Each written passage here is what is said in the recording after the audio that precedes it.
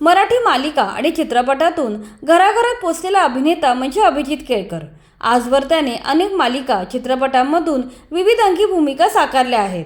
मालिकांमधील भूमिका छोटी असो वा मोठी, प्रत्येक भूमिकेला तो न्याय देताना दिसला।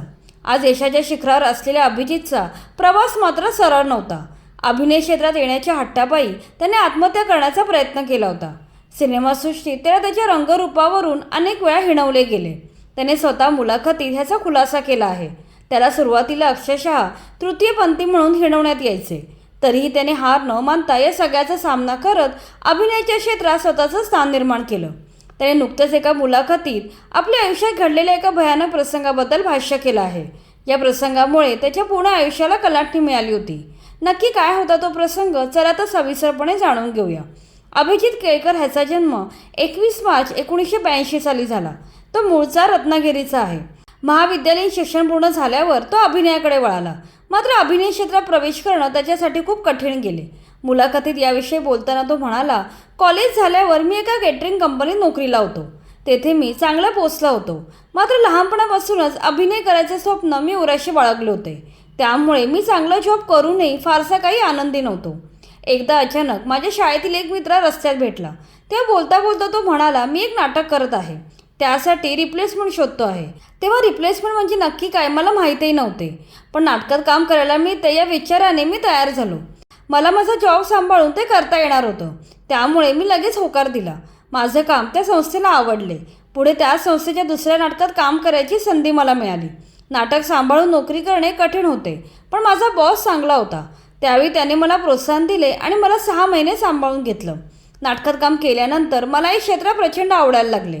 आपल्याला आयुष्यभर हेच करायचं आहे असं माझं पक्क ठरलं, पण घरी कसं सांगायचं हा मोठा प्रश्न होता। शेवटी हिम्मत करून मी माझ्या घरच्यांना सांगितले की मला अभिनेता व्हायचं आहे, त्यामुळे मी जॉब सोडतोय। माझे आई आणि बाबा दोघेही सरकारी नोकरी करत असल्याने आमची आर्थिक परिस्थिती चांगली होती, त्यामुळे घरचे मला माझे आवडीचे काम करू देतील असे वाटले होते। मात्र मला घरातून प्रचंड विरोध झाला। माझे बाबा खूप कडक आणि शिस्तप्रिय आहेत। त्यावेळी आमच्या घरात खूप मोठं भांडण झालं। कोणीही मागे हटायला तयार नव्हते। त्यावेळी माझी अशी परिस्थिती होती की अभिनयाशिवाय मी जगू शकत नव्हतो। मला काय करावे हे समजत नव्हते। शेवटी या सगळ्याचा कडेलोट होऊन मी माझे जीवन संपवण्याचा निर्णय घेतला।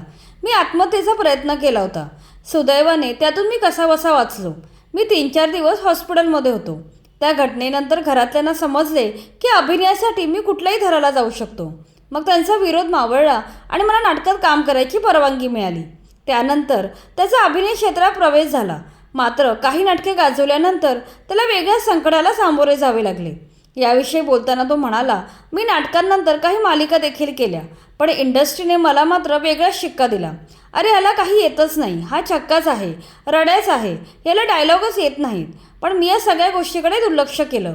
मी माझ्या वाटेला आलेली प्रत्येक भूमिका इमानदारीने वठवण्याचा प्रयत्न केला।